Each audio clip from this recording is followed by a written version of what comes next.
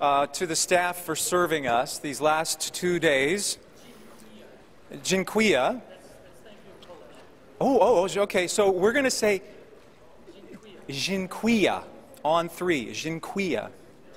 When she comes out, are you ready? Practice. Dziękuję. Are you with me? Are you with me? Okay, Bex, is she coming? Do you know if she's coming? Oh, Nigel went. Okay. So while we're waiting, let me introduce our 1, 2, 3. Dziękuję. Thank you to Lee, to Irina. And there are other duty managers and staff who've been very kind to serve us. So we thank you, we bless you in Jesus' name. Thank you for being with us. Thank you, Lee. Okay, so this is fun, this is informal. I told the panel members there's no preparation required because their life has been preparation for this moment where we're... That's true. There's a little bit of bitterness in that. I heard that. Yeah, okay. So you did do it. All right, because I'm going to go and check. So I've asked Rob Hoskins to kind of facilitate a panel. These are just brothers who've walked this journey of discovery, of joy of walking with Christ, but joy in ministry, joy in innovation, joy in creativity in different places, in different roles. Gosh, I have to see, because these guys have done a lot of very interesting things, and I know, Rob, you don't necessarily know all that they've done. So, Murray, I mean, you've done a lot in production, screenwriting. If you guys remember, it was Miracle Maker is the piece that I'm most familiar with, which came out, what? That's been a while now.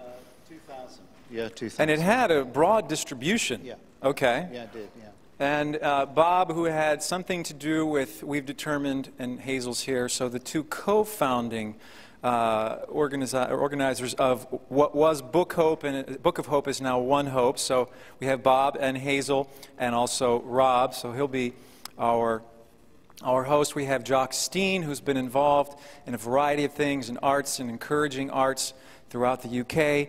Jim Green, who has a long background in ministry in Africa, ministry in the United States, and then for the last, oh my, how many years now with the Jesus Film? 15 years with the Jesus Film, the last 7 or so as the executive director. I can't recall, am I in the ballpark? It's something like that, 7 or 8. And then we have, I'm so sorry, but it's that first impression is really lasting. So I'm afraid if you run into many of these people for a second time, you won't be Nigel. But we love you, Nigel, thank you. Who has a long background of performing arts. And so, anyway, we're just going to turn it over, and Rob is just going to kind of get to know them and have them share some of their wisdom with us.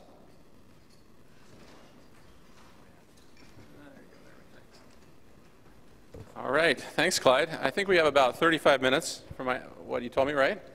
And there's 5 guys up here. So I said I'm going to be the mic Nazi up here, too. So, which is very inappropriate where I grew up in the Middle East to cut off older, more distinguished gentlemen, but forgive me in advance for that. The first question for each one of you, and you can each take turns as you wish, as you look back over your years of ministry, other than staying close to the Lord, what was the key to your fruitfulness? All 5 of you having had rich, fruitful ministries over the years, what was the key to it? And anybody that wants to start can.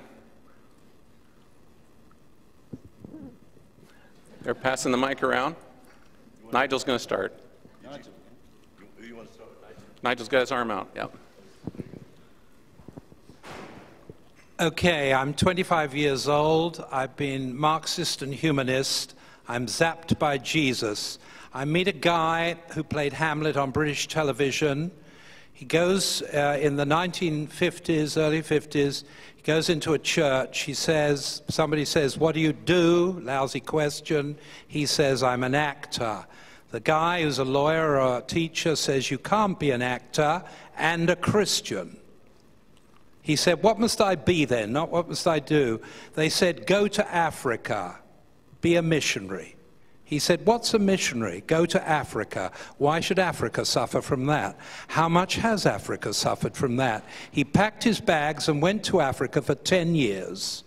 He came back. He didn't lose his faith.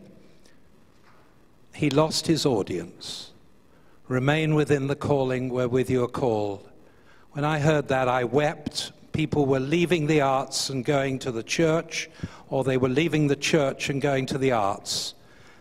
The most important people at that point were Francis and Edith Schaefer and Hans and Ankie Ruckmacher. Okay, thank you. Jim, you want to key to your fruitfulness? Two pillars that I think about all the time is being biblically accurate and culturally authentic. I don't think you're going to see movements of God unless they are both biblically accurate and culturally authentic.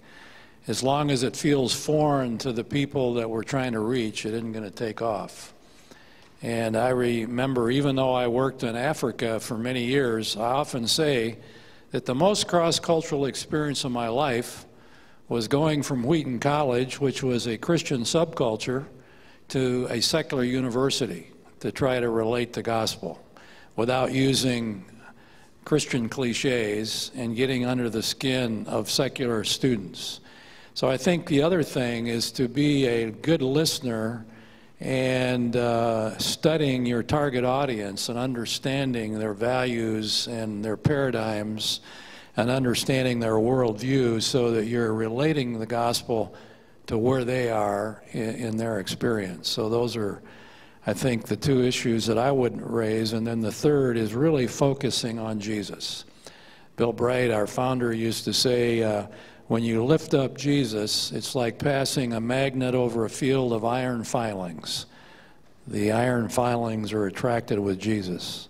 And I have found in my own mind, the temptation is to become intellectual rather than focusing on Jesus. And I've found the more I focus on Jesus, the greater fruitfulness I see in people's lives. Thanks, Jim. Jock?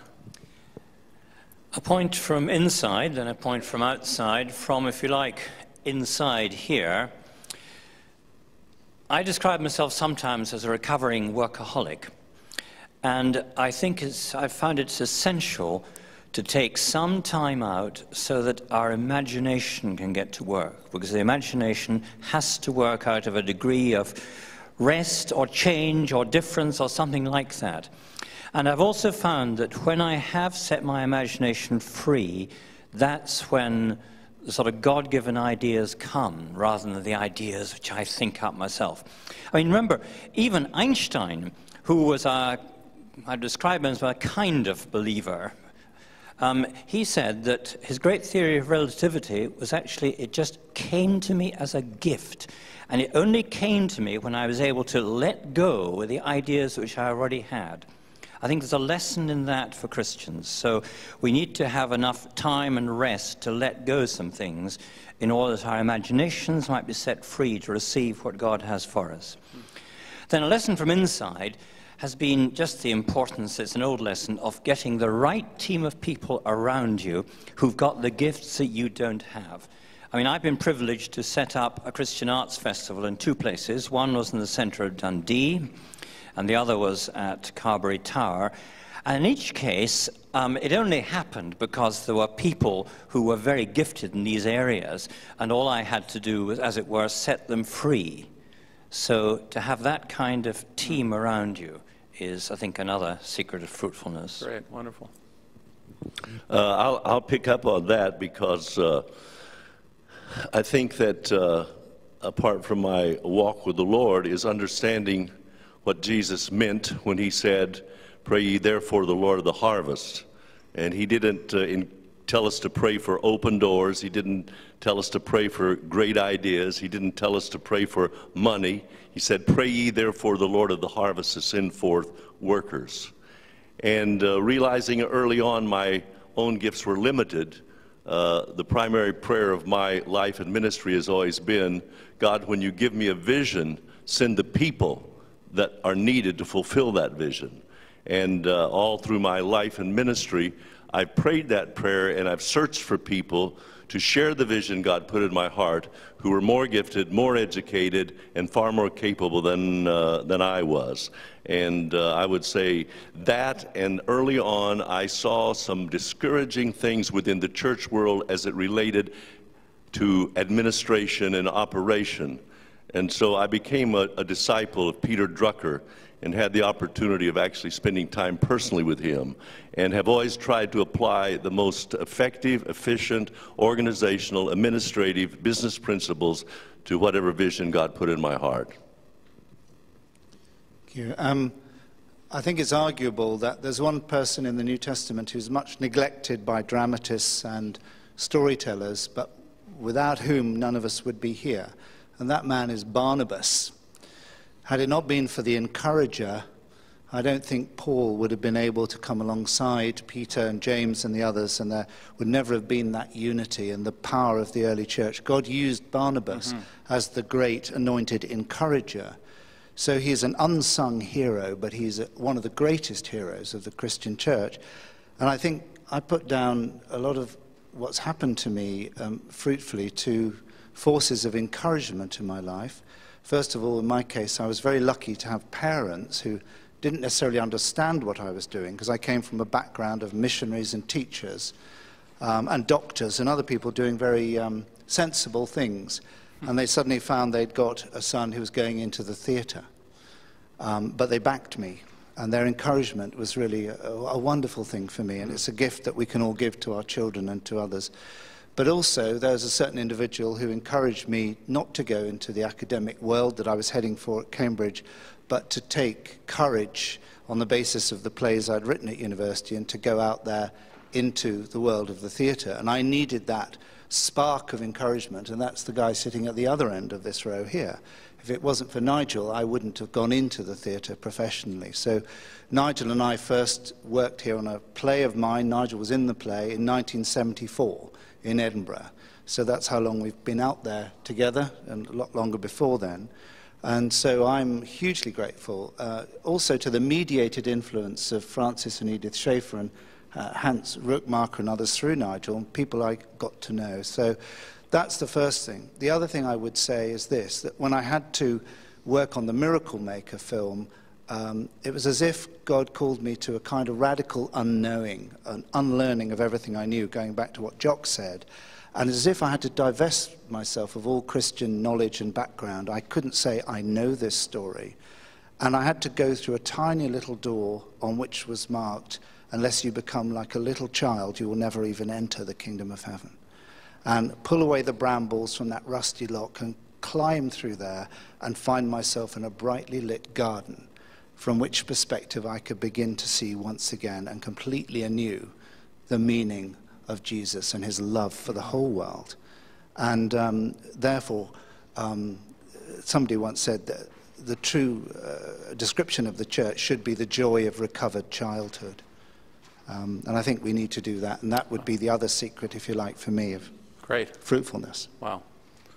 We've got nearly over 200 years of ministry here on the platform, so thanks for your rich insights. But the prophet Joel says that in this time of life that you're really dreaming dreams. And so what are the dreams you have for the next 10 years? As you look at this world and the way we are now living, what are the dreams you're dreaming now for the next 10 years?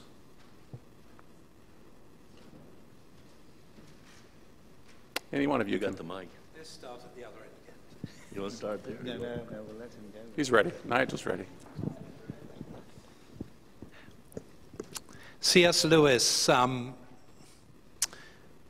in many of his writings, but in Mere Christianity, which is broadcast talks in the Second World War to the people of the UK, he said, "We are called to be a good infection." That's my dream for me. I want to be a good infection. And to that end, I want to continue being and becoming who I am in Christ Jesus.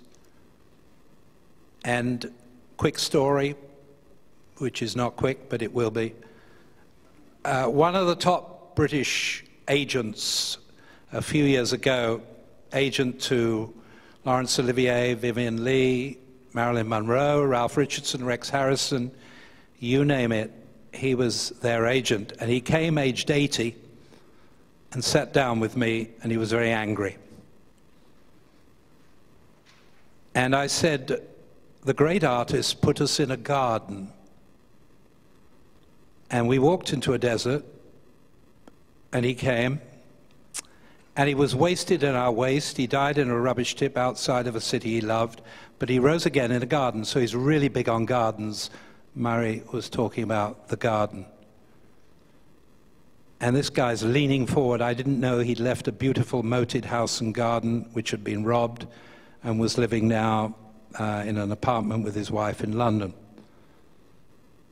And I said, there's a woman, and she was incredibly loved, and it's all theatre, Lawrence. She came into the garden to pay respects to the man who'd loved her and had died. And he wasn't there, his body wasn't there, and she's weeping. And like Impressionism, she sees through her tears a gardener, and she says, the gardener says to her, woman, why are you crying? And she says, sir, they've taken away my Lord. I don't know where they've put him. And this gardener says to her, Mary, relational, intimate, personal. And she knows it's not a gardener, it's the gardener back in the garden. And now he's weeping. I said, do you want to know his name, Lawrence? Yes, he says. I said, his name is Jesus. And he can start a garden in the 80 years of the weeds of your life. And we prayed, and the garden began. And for 11 years, we did Bible study together. 1 week before he died, 3 years ago, a week before Christmas, his wife let me into the bedroom. She would let me in. She trusted me. He said, oh, you've come. He called me the messenger who brought me the message. And he introduced me to all the halt, the lame, and the blind in the British theatre. The doors that can open are incredible. And they used to say to him, what's happened to you, you old sod? You're different. And so he said, this is the messenger. He brought me the message. And so the conversations began. He said to me, Nigel, I'm not going to get better, am I? You know those quick prayers? Oh, yes, you are. You're going to get so much better. That old saggy, baggy body is going to be a new body. I said, you're going to see like you've never seen, and you're going to hear like you've never heard. I said, you're going to meet some of your old girlfriends. I can't tell you which ones. I'm not in charge of the list. And he squeezed my hand, and that was our last time on earth together. I want to go on doing that and being that. All right. Thank you. That's great. I find myself thinking all the time about Habakkuk, which says, the knowledge of the glory of the Lord will cover the earth as the waters cover the sea. That's saturation. You stop and think about how the waters cover the sea. It's pretty total. And I believe that we're in the generation, as God is working in our world to build his kingdom, that we're going to see the best is yet to come. And when you think about what's happening, putting together the digital potential with the mobilization of the body of Christ, so we have not only proclamation, but incarnation in every language, tribe around the world. It's incredible. So I dream of the day in the next 10 years where literally all of those assets of lifting up Jesus, winning people, building people, sending them to be true followers of Jesus will be available electronically to empower the worldwide body of Christ in every major language around the world, so that we will have an incredible combination not only of continuing proclamation, but of incarnation, of live believers living out as true followers of Jesus in every place. So that's what I get excited about and dream about. Seeing Nigel has been telling us at every opportunity that we've got to tend the garden. 2 years ago, when I retired, I took a year out to create a large garden out of a muddy field, in effect. And I hope that I will be spared and live long enough to see that come to maturity. When I was ordained by an all-African church in Kenya, and the worship which I experienced in different places there taught me that there are forms of worship which are different from the sort of Presbyterian worship that I was familiar with from Scotland. And one of my dreams is that I will see a much freer and vibrant form of worship within my own sort of communion of the Church of Scotland. The other thing that I learned from my time in Africa was the importance of politics in God's purpose. And I dream of seeing what God might do in the political changes in my own country of Scotland, and perhaps especially in the Middle East. I've thought about that and dreamt about it for a long time, and it's very interesting to be living through the sort of events which we're all privileged to live through just now. Wow, good. Well, my life for the last 22 or 3 years has been driven by a vision that came to me, in which I saw the powers of Satan moving out across the entire planet to destroy a generation. In the vision, I saw how through war and violence, famine, hunger, disease, alcohol, drugs, sexual promiscuity, I saw Satan literally trying to destroy the children and youth of the world. I saw it in vision. And for days I was weeping and crying out to God, what have I seen and what am I to do? And God's Spirit spoke to me and said, the only thing that will rescue this generation is the truth that's found in my word. I want you to take my word to the children and youth of the world. And I followed that vision till this day, and I expect to follow it until the day that the Lord decides to take me home. But I'm so excited to be here and to share with all of you the potential and the possibility, as Jim has mentioned, of how digitally we have reached over 750 million children with the Book of Hope, and our goal is over 90 million in 2011.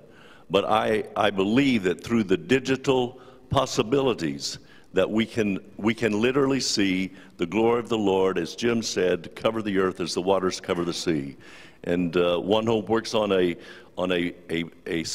plan called Vision 2030, and we believe by working together with partners such as those in this room, that together we can literally give God's word, God's truth, and engage children throughout the entire planet with it. And that's the dream that I live with. Thank you. My grandfather fought at the Battle of the Somme and came out deeply affected mentally from that experience.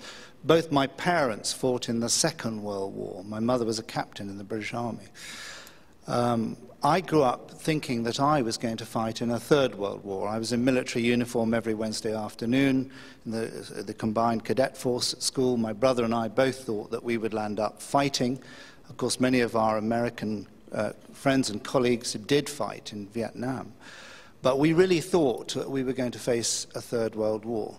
What we didn't realize was that we were actually going to face that war, only it wasn't a physical war. It was a war of morality, of values, of the draining out of the spiritual, a war of materialism, the kind of war that Bob's talked about there, of being overwhelmed, if you like, by satanic forces. Smoke was seeping in to places like the United Kingdom and other countries in Europe and America, and there were no speeches and no Churchill saying that we will fight them on the beachheads, we will repel them, we will never surrender. No one stood up, no one said a thing. because the people in power were implicated. They were all part of the problem. The baby boomer generation, if you like, that was coming up and has now got so much power.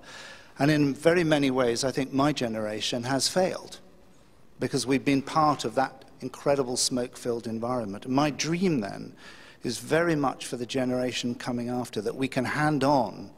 And I'm excited to have two sons who are involved in the film industry as very young men now. I'm excited at all the young people and the children that I'm relating to. And I just pray that we will have the courage to pass on whatever wisdom or knowledge we have and to really believe and also finance the next generation. Because this has been a major issue, and I know that will be happening to Nigel, and it happens to me frequently. I'm having heartbreaking conversations with writers, artists, creatives all around the place who are just going to the wall, financially, emotionally, and spiritually. But the financing of this work in the media is so important. So I'd end on a practical note. My dream is that the church would wake up and actually start putting serious financial backing behind those who are called to what is such a risky and dangerous life. But we should support our frontline soldiers in the Third World War. Wow. Great. That's powerful stuff. Powerful. Wonderful. Great. Thank you. I'm going to ask you a little less serious question here to close. And since this is a visual story network, we'll end with each one of you just telling us what your favorite film is. Boy, he's ready again. There was no hesitation on that one, Nigel.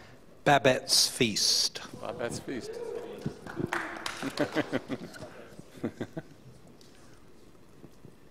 You can't say the Jesus film, sorry.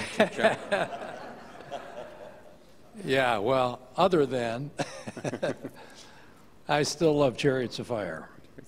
It's always moved me every time I see it. Shawshank Redemption. Oh, yeah, I love that one. That's a good one. I could go, I got a long list, but one. Apart from the God-Man and the Jesus film, the top of my list, I really love the new film, The King's Speech. It shows me, I saw the sovereignty of God at work in that story, imagining what would have happened if George had not become king. And so it really impacted me in that way.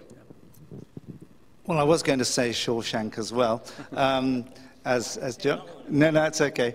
But even though it's not the greatest film made, but I've always liked Castaway. Maybe it's because I was sent to a boys' boarding school that I absolutely hated. And I had to survive from the age of 13 to 17. And I know in the crucible of that survival, and it came back to me forcibly recently when I had to go back 40 years on and talk to the sixth form of the school. And I was terrified at the experience of all the memories and so on. But it reminded me of how Christ walked with me every day, and he felt what I felt, and he identified completely with me. And that awful sense of isolation, but that survival that was so important later, as I've gone through the terrible roller coaster of being out there in the film and theatre industry. And therefore I love survival films. So films like The Great Escape mean a lot to me because of the boarding school background. Shawshank Redemption, again, it's all about escaping. But I liked Castaway because of the survival against all the odds. And then at the end of the film, what's marvelous is it isn't resolved. He's just standing there. He doesn't get the wife back. It's not necessarily a happy ending, but there are the roads open before him. He's changed. And I think that's so beautiful. I love that. At this stage of my life, too, I like No Country for Old Men. All right, we're going to have some questions and answers. And why don't you, when you ask your question, you can say what your favorite film is before you ask your question, but not why you like it. Just say the name of the film and then ask your question. Okay. All right. Who has a question for anyone of the panel or in general? Yeah. 3 English gentlemen, 2 North American gentlemen. What do you see as some of the key cultural differences? 2 English gentlemen. 2 English gentlemen. 1 Scot. 2 Americans. What are the cultural distinctions between the Scots and the British? You mean other than that we speak different languages? I've just been fascinated listening to the different answers and the different passions, and I think, wow, there's some interesting culture. Well, probably it's Australia. That's the difference. But oh, I don't know. That's debatable. Getting in there is really hard. Getting food in there and drugs is tough, I tell you, if you watch those programs. But yeah, Jock is waving the flag for independence, and the stone of Scone has come home.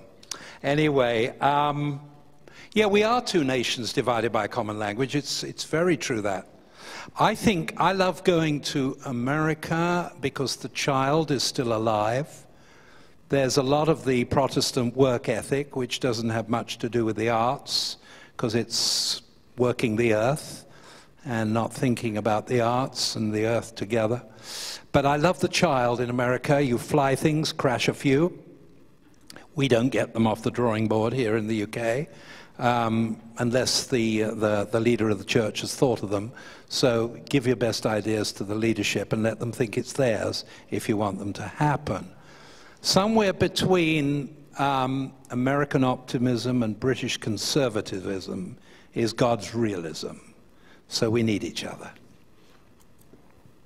Okay, I have one American speak here. Go ahead, Jim. Well, actually, my father has British background, so I may not be your typical American, having lived in Africa a number of years. So, you know, I think about that, but I think a lot about value rankings. And, you know, just a quick story. One day my wife and I were going to a meeting, and I want to isolate two values. One was to look right for the meeting, and the other was to be physically cool because it was a hot day. And we just about had a fight because we ranked those values differently. Number one for me was to be cool, or number one for her was to be cool physically. Number two was to look right. Number one for me, with my British father's background, was to look right, and be cool was number two. We shared the same values, but we ranked them in different orders. So we thought we were in great disagreement, when really we shared the same values, we just ranked them a little differently. To me, that's a little bit of a microcosm of what happens between Americans and British people. I think we share a lot of the same values, but we rank them sometimes a little differently. Okay. Well, we're going to let the Scot speak, too, for his nation. Well, if I may, I'll answer a slightly different question, but it may shed some light on the particular one. I wrote an article in the Scots Independent magazine recently, which was a kind of testimony. The testimony was, how was it that I, as a Christian, could become a nationalist? Because I had many Christian friends who were in England. I won't tell you what the article was about, except that I gave the reasons why, as a Christian, I thought it would actually be good for England if Scotland was independent. But what I'm hoping is that, having written that article, they might ask me to write another article which is about why a nationalist should be a Christian. But it hasn't happened yet. Okay.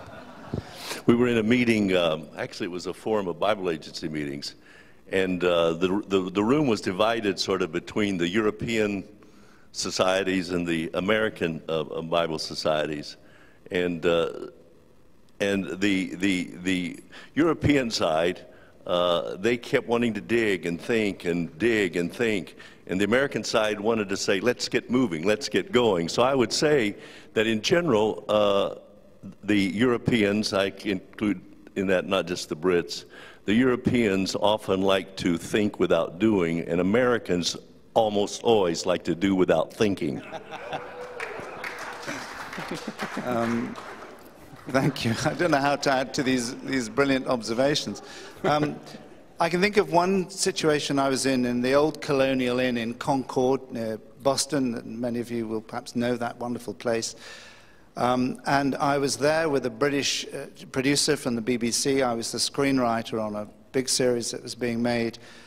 Co-production, which was intended between WGBH and BBC and other companies. And the central figure in the series was an American psychiatrist, a wonderful, remarkable man.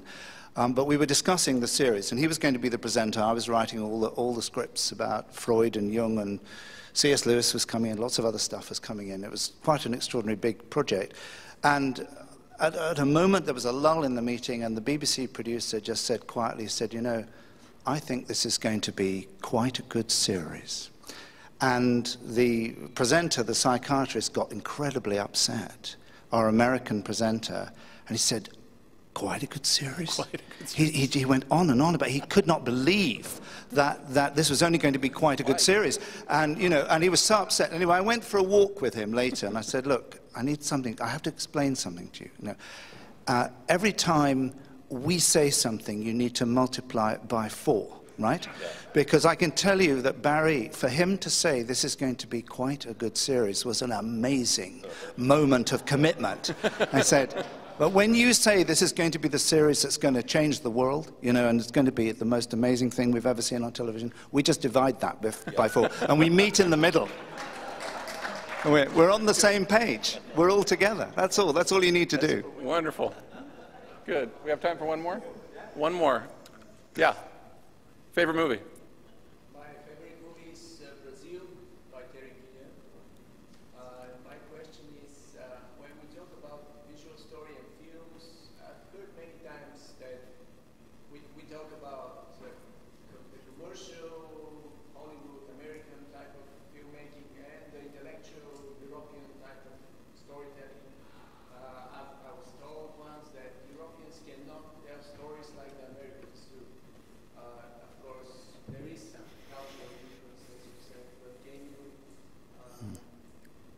say what you think about this? Do we Europeans need to try to be more like Americans in telling stories, or do Americans need to be more philosophical and intellectual? We're talking about the difference. The question is asking them to reflect on the difference between American filmmaking and European filmmaking. Europeans having a real emphasis on the philosophical, whereas the Americans are much more about entertainment. And so where are we at in this question? What types of films should Europeans be making? Should they be influenced by this American phenomenon? Shall I just come in quickly with a thought on this, which is, you know, the paradigm is European film. The first frame is clouds in a blue sky. Second frame, clouds in a blue sky. Third frame, clouds in a blue sky. American film, clouds in a blue sky. Second frame, jumbo jet emerges from the clouds. Third frame, jumbo jet explodes. Right? So, you know, there's a completely different approach to storytelling, all right? But we need each other. And this is what's great about Babette's Feast and other European. Think of the great filmmakers. One of the greatest Christian minds in filmmaking was Tarkovsky, the great Russian director. Think of the stillness and the time and the contemplation of films like Nostalgia and Andrei Rublev, and amazing The Sacrifice, and all the extraordinary things. And there's so much to learn from that. One of the problems, if you work in the, not just the American context, but in terms of television and other pressures, is the loss of space, the loss of time for reflection. And I think when you can bring these two things together, I think it's a calling for Christians, actually, to bring, Jock was talking about that sense of reflection, and I think silence and prayer would be two of the great things that I would say as regards fruitfulness, increasingly. Sadly, it takes one a long time to realize in one's Christian walk how important it is not to be talking, and how important it is to be in a state of prayer continually and not just at certain times. And film can reflect these wonderful qualities sometimes, and this is where European cinema has a huge amount to offer. But at the same time, it's got to be a fantastic story, and this is the problem, that this is where the American craft is so great, and frankly you absolutely have to study it and admire it and know it. I don't think one can actually go either way, because I think storytelling is everything, really. Okay. Good. Maybe one more of you, and we're going to wrap it up. Quick comment. I had a first equal favorite film. I gave you the American one, Shawshank Redemption. There is also Parable, which is a film simply about the life and death and possible resurrection of Jesus in a circus setting, and not a word is said during the whole film. Typical European film, but I think we need both American and European traditions. Okay. If I could just say, I think obviously story is universal, but I think we need to find those stories that most resonate with the people we're trying to reach. and those may be told in a bit different way in different parts of the world. So I think there is certainly that need for a culturalization. Yeah, I guess the most important thing is for us to be authentic in our story. The bottom line is the story. Today we will have on Shaftesbury Avenue or on Broadway the latest people in a soap opera doing Shakespeare. And it's their names that are up there, not William Shakespeare, who wrote the story. So what is selling the story? And we've really got to not be afraid of money, because money is hugely important, but it is a servant, it's a commodity like everything else. Is the commodity driving the story, or is the story driving the story? Everyone's serving the story.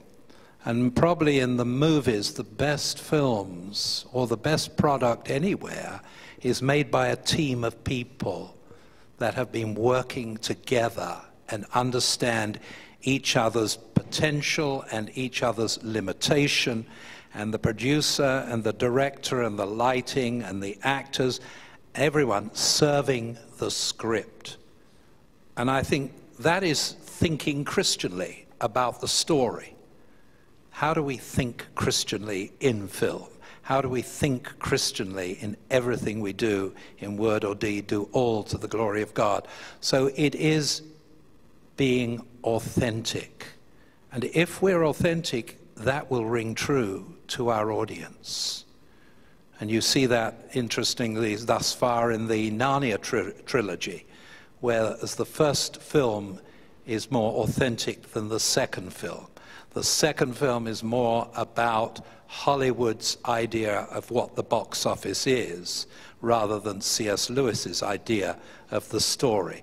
The third film, I think, returns more to the authenticity of the story. So, what's driving the film? Who's driving the film? Who are the gatekeepers? Are we really serving the story? All right. Let's give these fine men a hand. Thank you so much. Clyde.